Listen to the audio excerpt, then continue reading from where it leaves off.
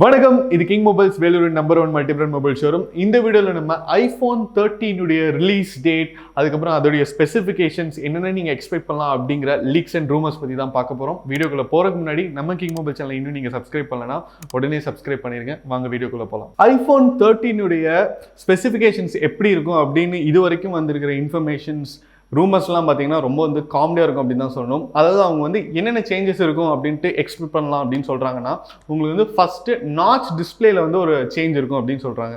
அதாவது பார்த்தீங்கன்னா அந்த செல்ஃபி கேமரா யூஸ்வலாக ஐஃபோனில் கொஞ்சம் பெருசாகவே இருக்கும்.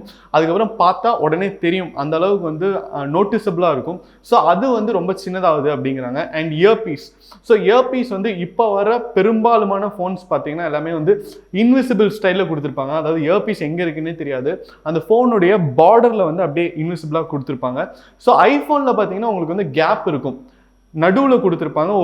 உங்களுக்கு தெரியும் இந்த இயர்பீஸ் இங்கே இருக்குது அப்படிங்கிறது நீங்கள் பார்த்தோன்னே அதை ஐடென்டிஃபை பண்ணிடலாம். ஸோ அது இல்லை, இப்போ இயர்பீஸ் ஒரு இன்விசிபிள் ஸ்டைலில் கொடுக்க போகிறேன் அப்படின்னு சொல்லியிருக்காங்க. அண்ட் அடுத்த ஸ்பெசிஃபிகேஷன் என்ன நீங்கள் எக்ஸ்பெக்ட் பண்ணலாம் அப்படின்னு பார்த்தீங்கன்னா, டிஸ்பிளே 120 Hz ரிஃப்ரெஷ் ரேட்டோட வரப்போகுது அப்படின்னு சொல்கிறாங்க. அண்ட் ரொம்ப முக்கியமான விஷயம் என்னன்னா, அதை சாம்சங் மேனுஃபேக்சர் பண்ண போகிறாங்க அப்படின்னு சொல்லியிருக்காங்க. ஸோ இதுவும் பார்த்தீங்கன்னா எந்த அளவுக்கு உண்மை அப்படின்னு தெரியல. ஏன்னா சாம்சங்கும் ஐஃபோனும் பார்த்தீங்கன்னா கிட்டத்தட்ட அவங்க ஒரு காம்படிட்டர்ஸ் அப்படின்னு தான் சொல்லணும். நம்மளுக்கே தெரியும், சில வருஷங்களுக்கு முன்னாடி ஐஃபோன் பார்த்தீங்கன்னா சாம்சங் மேலே கேஸ் போட்டு சாம்சங் ஃபைன் கட்ட கோர்ட்டில் தீர்ப்பு அனௌன்ஸ் பண்ணிட்டாங்க. சாம்சங் என்ன பண்ணாங்கன்னு பார்த்தீங்கன்னா, அதுக்கு பழி வாங்குற விதமாக உங்களுக்கு லாரியா சில்லறையா அந்த ஃபைனை பே பண்ணியிருக்காங்க ஐஃபோன் கிட்ட. ஸோ இது மாதிரி ஒரு போட்டி, ஒரு சண்டே சாம்சங்க்கும் ஐஃபோனுக்கும் நடுவில் நடந்துகிட்டே தான் இருக்கு. ஸோ அப்படி இருக்கும்போது இவங்க இப்போ சாம்சங் கிட்ட 120 Hz ரிஃப்ரெஷ் ரேட் வாங்கி உங்களுக்கு டிஸ்பிளே வாங்கி ஐஃபோன் செய்வாங்களா அப்படிங்கிறது டவுட் தான். அது மட்டும் இல்லாமல் இப்போ ஐஃபோனோட டிஸ்பிளேஸ் எல்லாமே பார்த்தீங்கன்னா ரெட்டினா டிஸ்பிளேன்னு சொல்லிட்டு அதில் இருக்கிற கிளாரிட்டி, அதில் இருக்கிற குவாலிட்டியே டிஃப்ரெண்ட்டு. ஸோ அவங்க கண்டிப்பாக இந்த டிஸ்பிளே குவாலிட்டிக்கு ஈக்குவலாக வர மாதிரி மேனுஃபேக்சர் பண்ண மாட்டாங்க அப்படிங்கிறது தான் என்னுடைய கருத்து. அதுவும் நம்ம வெயிட் பண்ணி இருந்து தான் பார்க்கணும். அண்ட் அடுத்தது பார்த்தீங்கன்னா, டச் ஐடி திரும்ப கொண்டு வரலாம் அப்படின்னு சொல்லிட்டு நிறைய பேர் இன்ஃபர்மேஷன்ஸ் கொடுத்துருக்காங்க. ஸோ டச் ஐடி அப்படிங்கிறது என்னன்னா, உங்களுக்கு ஃபிங்கர் பிரிண்ட் சென்சார் தான். ஸோ இது வரைக்கும் எல்லா ஐஃபோன்லையுமே இருந்தது. 12 சீரீஸில் அதை ரிமூவ் பண்ணிட்டாங்க. உங்களுக்கு டச் ஐடி இல்லாமல் இருந்தது. அதுக்கு என்ன காரணம் சொன்னாங்கன்னா, உங்களுக்கு பயோமெட்ரிக் வீடியோ சென்சார் இருக்கு அப்படின்னு சொல்றாங்க. அதாவது நீங்க ஃபேஸ் ஐடி பார்த்தீங்கன்னா பயோமெட்ரிக் அந்த அளவுக்கு அக்யூரேட்டா இருக்கும். உங்களோட மூஞ்சி மட்டும்தான் அவங்க ஃபோனை அன்லாக் பண்ண முடியும். வேற எந்த ஃபேஸ் சிமிலராக இருந்தாலும் என்ன மாறு வேஷம் போட்டு இல்லை மிஷன் இம்பாசிபிளாக வர மாதிரி மூஞ்சியை மாற்றிட்டு நீங்கள் போட்டிங்கன்னா கூட ஃபோன் கண்டிப்பாக அன்லாக் ஆகாது. நீங்கள் தான் அன்லாக் பண்ண முடியும். அந்த அளவுக்கு அக்யூரேட். ஸோ உங்களுக்கு டச் ஐடி தேவையில்லை அப்படின்னு தான் சொல்லியிருந்தாங்க. பட் ஐஃபோன் 13 பார்த்தீங்கன்னா அது திரும்ப வரக்கு வாய்ப்பு இருக்குது அப்படின்னு சொல்கிறாங்க. ஸோ இந்த ஆப்ஷன்ஸ், இந்த ஸ்பெசிஃபிகேஷன்ஸ் தான் நம்ம இன்டர்நெட்டில் இது வரைக்கும் நம்மளுக்கு கிடைச்ச இன்ஃபர்மேஷன்.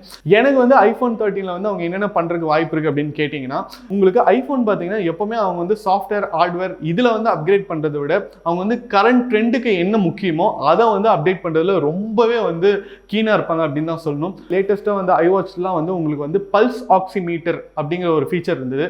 அதாவது நீங்கள் ஆக்சிஜன் லெவலை செக் பண்ணலாம். அதுக்கப்புறம் ஃபோன்ஸில் பார்த்தீங்கன்னா நீங்கள் ஹார்ட் ரேட் செக் பண்ணலாம்.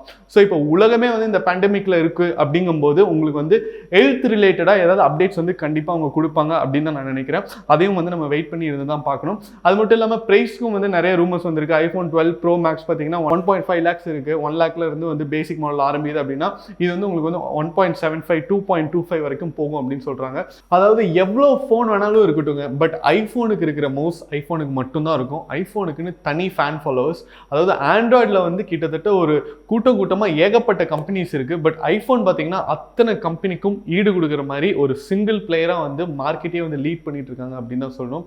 ஸோ கடந்த ஒரு 10 வருஷமா பார்த்தீங்கன்னா ஐஃபோன் ஒரு வருஷமும் செப்டம்பர் மாதம் கன்சிஸ்டண்ட்டாக அவங்களோட லான்ச் அப் பண்ணிட்டு தான் இருக்காங்க. புது மாடல்ஸ் வந்துட்டு தான் இருக்கு.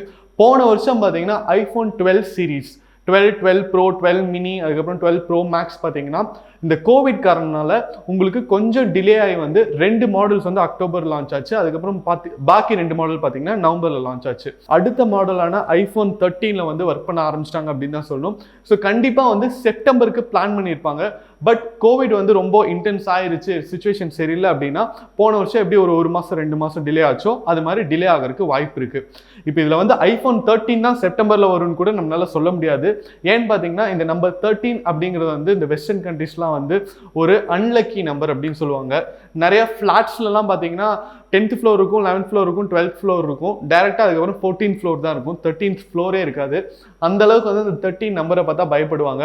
ஸோ ஐஃபோன் வந்து அந்த மூட நம்பிக்கையை உடைச்சு அவங்க வந்து 13 லான்ச் பண்ணுவாங்களா இல்லை வந்து 14 லான்ச் பண்ணுவாங்களா, இல்லை இப்போ ரீசெண்டாக வந்திருக்கிற இன்ஃபர்மேஷன் லீக்ஸ்லாம் பார்த்தீங்கன்னா உங்களுக்கு வந்து 12S லான்ச் பண்ணுறதுக்கு வாய்ப்பு இருக்குது அப்படின்னு சொல்லியிருக்காங்க. ஸோ அது 12S இல்லை 14 இல்லை 13 அப்படிங்கிறது கூட நம்ம வெயிட் பண்ணி தான் பார்க்கணும். ஸோ உங்களோட சேர்ந்து நானும் வெயிட் பண்ணி iPhone 13 எப்படி இருக்குன்னு பார்க்க போகிறேன். இந்த வீடியோ உங்களுக்கு பிடிச்சிருந்தா லைக் பண்ணுங்க, கமெண்ட் பண்ணுங்க, ஷேர் பண்ணுங்க. இது மாதிரி நிறைய tech updates, mobile unboxing videos பார்க்க நம்ம கிங் மொபைல் சேனலை சப்ஸ்கிரைப் பண்ணுங்க. அடுத்த வீடியோவில் உங்களை சந்திக்கிறேன். Until then, it's bye from DK.